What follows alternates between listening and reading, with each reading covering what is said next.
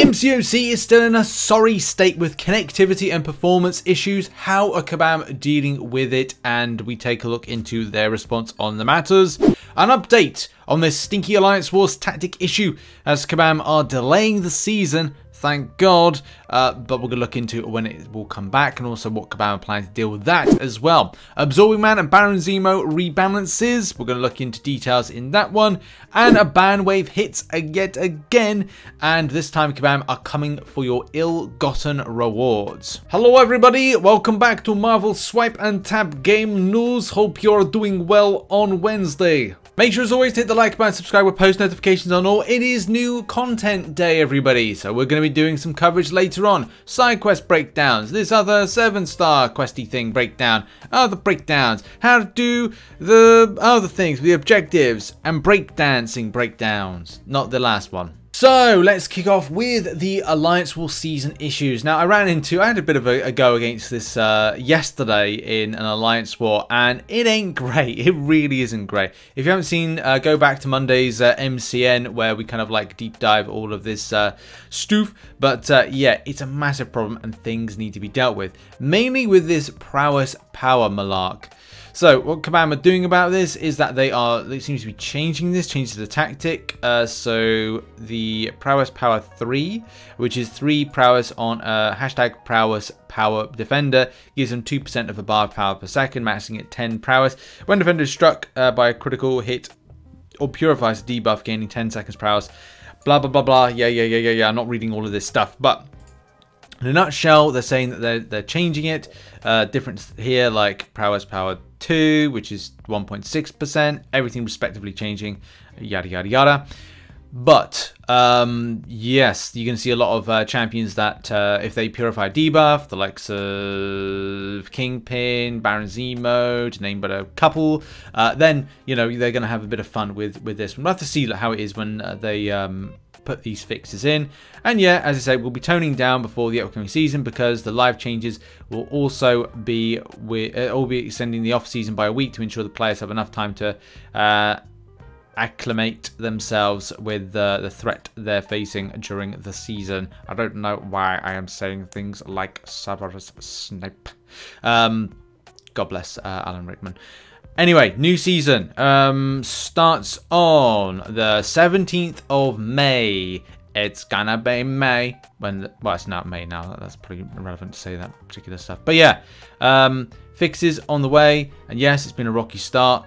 Hopefully, this is sorted out ASAP. And now we've got to move on to Absorbing Man and Baron Zemo rebalances. Slight nerf, debatable. Yeah, it's like using these terms. Slight nerf to Absorbing Man. We'll explain why. We say nerf because it is it's a change down as opposed to a tune up with anything. And yes, it's a rebalance per se. I don't know if anybody's going to notice it. That's the kind of the biggest thing here. Maybe fighting against the champion, you notice it, but when using the champion, may not be the case.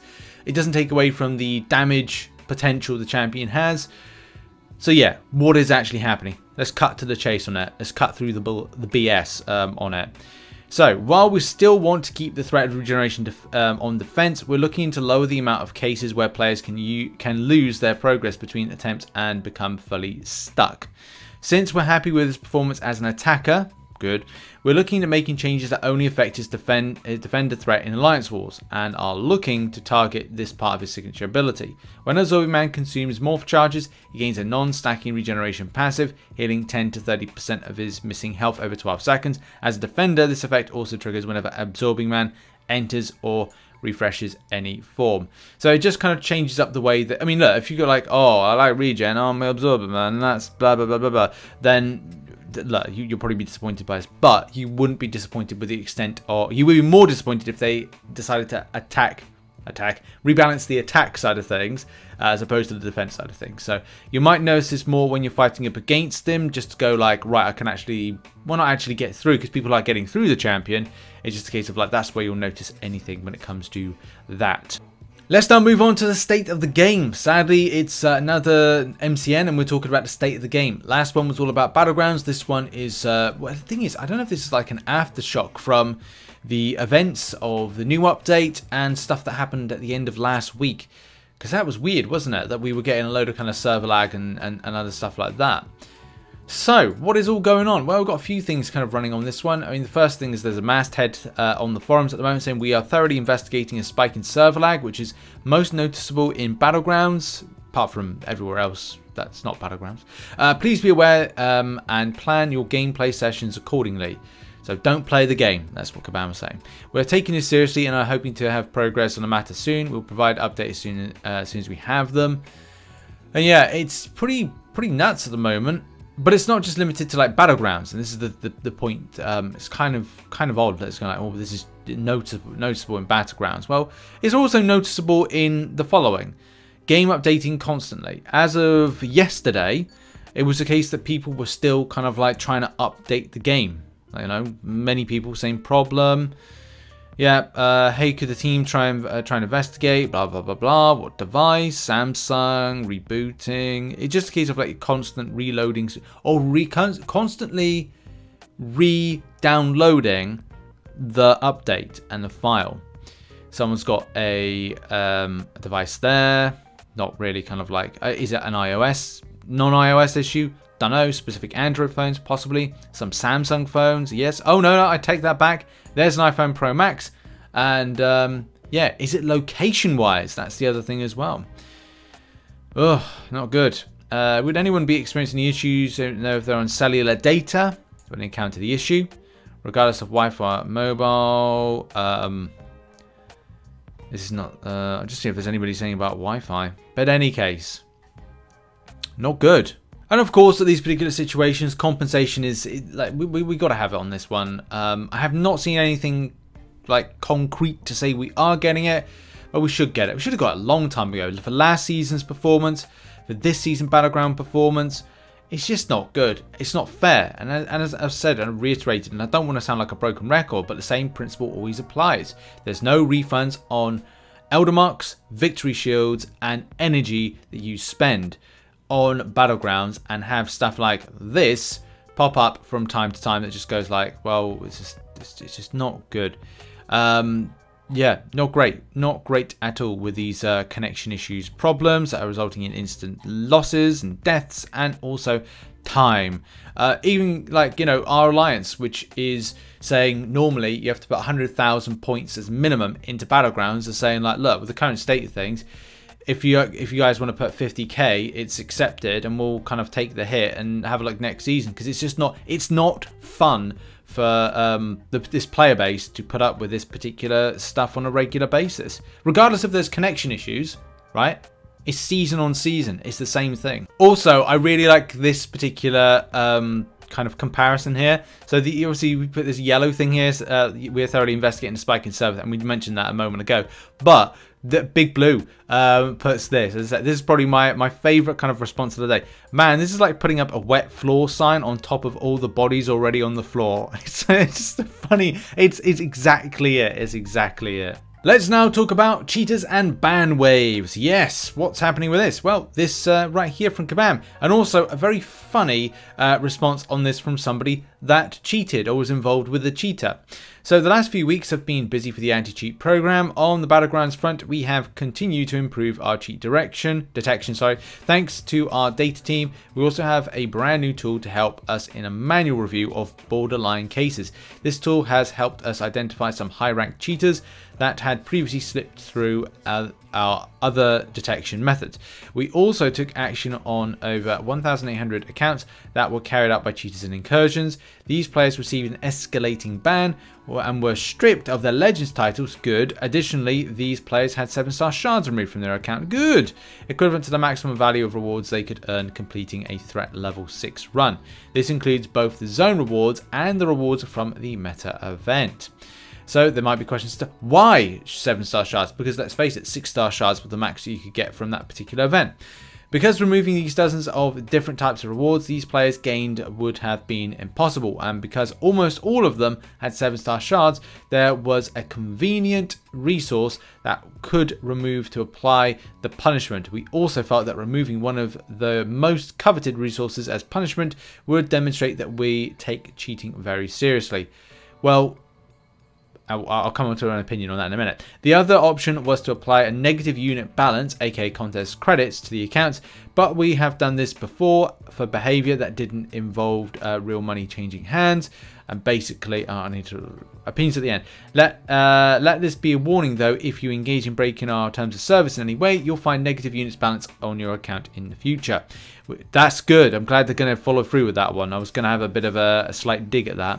We do anticipate one more ban wave related to some borderline cases of incursions cheating. In the meantime, to those of you who received a temporary ban, your accounts have been flagged and a lower threshold of evidence will be used to ban you again in the future. If you would like to continue playing our game, it's time to become an upstanding citizen of the battle realm. Good.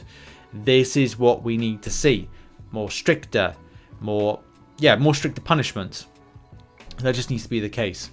The opinion and thought I was going to have about the negative units thing is that because it felt like Kabam weren't going to go at it, it's like, well, if those players decide to spend, they still have the ability to spend and grab units, which, you know, I don't think is particularly, you know, they need to kind of like target everything. They need to be strict. They need to kind of set a precedence that doing this is no bueno. Don't do it, man. Just don't do it. The point that I was going to make first off in kind of response to this is that where it's good that Kabam are targeting those rewards, there's still a lot of people that have got ill-gotten gains from different events. The banquet event, for example, like cheaters within that. There was still kind of like cheating that's been recently done with like battlegrounds, actually for many seasons of battlegrounds. And when players are able to keep their ill-gotten gains, then that is a problem. It's a massive problem. It's a massive unfair problem for most players. It kind of takes the piss out of spenders. It takes the piss out of free to play. You might think that that's not the case, but it does. Free to play have to struggle a lot to kind of get up the kind of ladder to kind of like get close to, say, top prestige champions, top champions in the game, new 7-stars that's been put out, new rank up materials that have been put out, all the chase items like 6-star relic shards, which are only recently going into the side quest as of this month.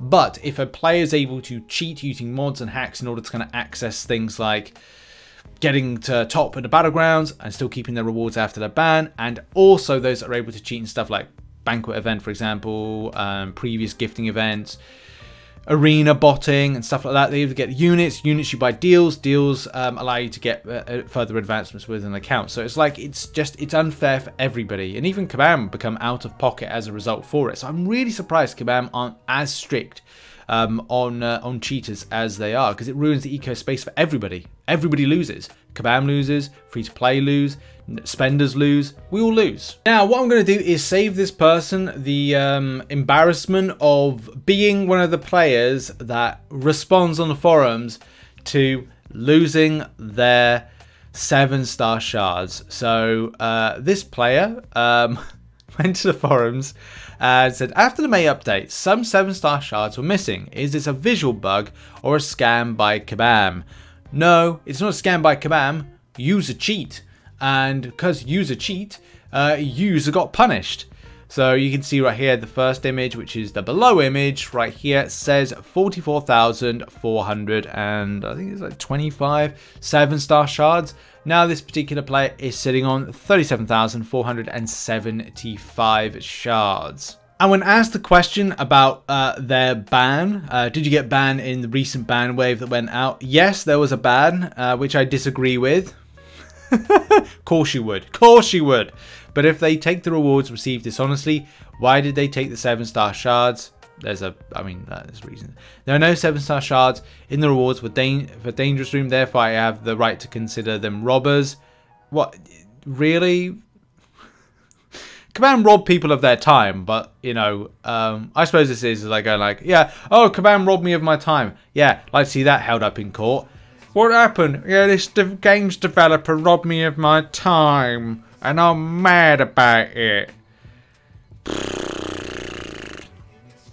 We're going to end off with this because there's a lot of back and forth and kind of justifications from this particular person as to why they feel that it was too harsh a punishment. But as I said, like, don't get involved with cheaters. I even said this when Dangerous Rooms was released. Just don't get involved. Like, it's going to harm you more than you know. The same thing with if anybody pilots your account, you put hacks, mods on an account, you do anything that's kind of like Kabam's systems are getting better, like a lot better than they were. Not brilliant, but they're getting better. And if they're getting better, they're going to find you out. When they find you out and you lose your account, don't come crying to the forums.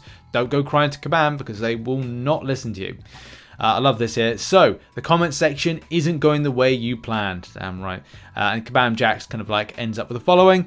I think we can all agree this thread has veered into the unproductive territory. So, we'll close that with take a few takeaways. Cheating is bad. Don't do it. Bringing up one's mother is a big oh no. Titan Crystal art might be a placeholder. Shrug. Yes, it probably is. Have a great day, summoners. Slightly less so to cheaters. So at this point I normally do arena predictions. Unfortunately, I don't know what the featured's going to be. I won't know the featured until tomorrow. But if I was to do a prediction for the basic, which is going to be Killmonger, I would go with 45 mil for the 6-star. And I go with 12 mil for the 5-star. But to reiterate and just point out, so please listen to this particular point, I do not know when the new arena rank situation is going to be put in place. What is that, Richard? Well, if you've been following the channel and the update, you would know that we are going to have an increase in the amount of ranks, which means that it could push down those scores and we could have a very different ecosystem of cutoffs. So predictions would change. We'll have to find out on Thursday, but I'll go with those particular predictions of, as I said, 45 mil for the 6-star version and 12 mil for the 5-star version. And that has been the show. I thank you very much for watching. I hope you have a lovely day. And also thank you to those that support the channel as a YouTube member and as a patron who are on screen right now.